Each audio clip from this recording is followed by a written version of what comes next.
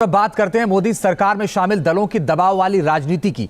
एक तरफ एलजेपी नेता चिराग पासवान जातीय जनगणना का खुलकर समर्थन कर रहे हैं, तो दूसरी तरफ जेडीयू नेता केसी त्यागी ने इजराइल के मुद्दे पर बीजेपी के इतर अपना एजेंडा सामने रखा है। ऐसे में सवाल है, क्या एनडीए में सब कुछ ठीक नहीं है या सिर्फ दबाव की राजनीति हो रही है? देखिए ये रिपोर्ट।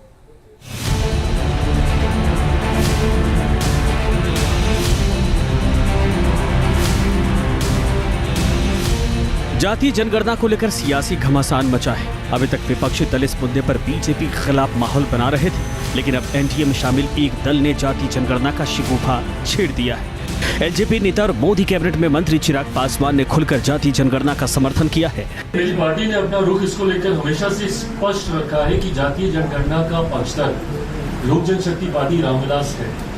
हम लोग चाहते हैं कि जातीय जनगणना हो। इसका कारण है, कई बार राज्य सरकार और केंद्र सरकार कई ऐसी योजनाएं बनाती हैं जो उस जाति को मद्देनजर रखते हुए उसको मुख्य धारा के साथ जोड़ने की सोच के साथ वो योजनाएं तैयार की जाती हैं। ऐसे में उस जाति की आबादी कितनी है, ये जानकारी सरकार के पास कम से कम होनी चाहिए। ये कोई पहली बार नहीं है जब चिराग पासवान ने ऐसा स्टैंड लिया हो।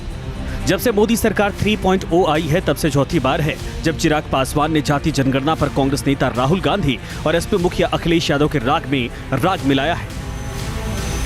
ऐसे में सवाल है कि क्या वोटों का समीकरण चिराग को एनडीए से अलग लाइन लेने पर मजबूर कर रहा है? चिराग की पार्टी एलजेपी का कोर वोटर पासवान वोटर है। पासवान वोट बैंक बिहार में 5% से ज्यादा है। ऐसे में चिराग को इस बात का अंदाजा है कि किसी दूसरे वर्ग का समर्थन नहीं मिला तो अकेले पासवान वोटर के दम पर कोई सीट जीत पाना मुश्किल होगा। चिराग ने जातीय जनगणना पर बीजेपी से अलग स्टैंड लिया तो जेडीयू ने इजराइल पर मोदी सरकार की नीति से इतर अपनी राय रखी। जेडीयू नेता केसी त्यागी ने इजराइल को मदद देने पर सवाल उठाए हैं। ये नरसिंहा राव की जो सरकार थी, उसने 1992 में पहली बार इजराइल को मान्यता दी और तभी से हथियारों की खरीद फरोख्त जारी हो रही है। तो ये कोई नई सरकार के लिए नहीं है जो चली आ रही है। यूएन 1 दर्जन प्रस्ताव पास कर चुका है कि उसको अब वहाँ पे युद्ध बंद कर देना चाहिए। पूरी दुनिया कंडेम कर रही है। सो आई एम।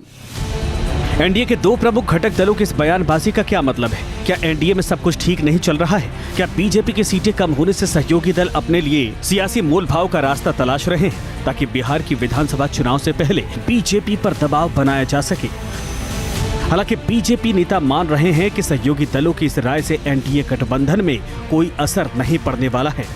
हमारे पास जब 2014 में पूर्ण बहुमत था, तब भी हमने गठबंधन के साथ सरकार चलाई। 2019 में पूर्ण बहुमत था, प्रचंड बहुमत था, तब भी हमने गठबंधन के साथ सरकार चलाई। इस बार हमारे पास बहुमत से कुछ कम था, तब भी हम गठबंधन के साथ सरकार चलाएंगे।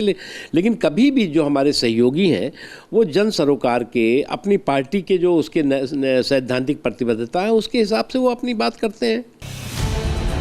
इसमें दो राय नहीं है कि एनडीए के तीसरे कार्यकाल में बीजेपी बहुमत के लिए सहयोगी दलों पर निर्भर है। जेडीयू और एलजेपी के नेताओं के बयान को गठबंधन में प्रेशर पॉलिटिक्स के रूप में देखा जा रहा है, लेकिन सवाल लक्ष्मण रेखा का है। क्या आने वाले दिनों में एनडीए के सहयोगी दल लक्ष्मण रेखा को लांघने की कोशिश करेंगे? अगर ऐसा हुआ तो बीजेपी कितने दिनों तक बर्दाश्त कर पाएगी? Team news nation. News nation अब व्हाट्सएप पर खबरों की ताजा अपडेट के लिए न्यूज नेशन के इस क्यूआर कोड को स्कैन करें।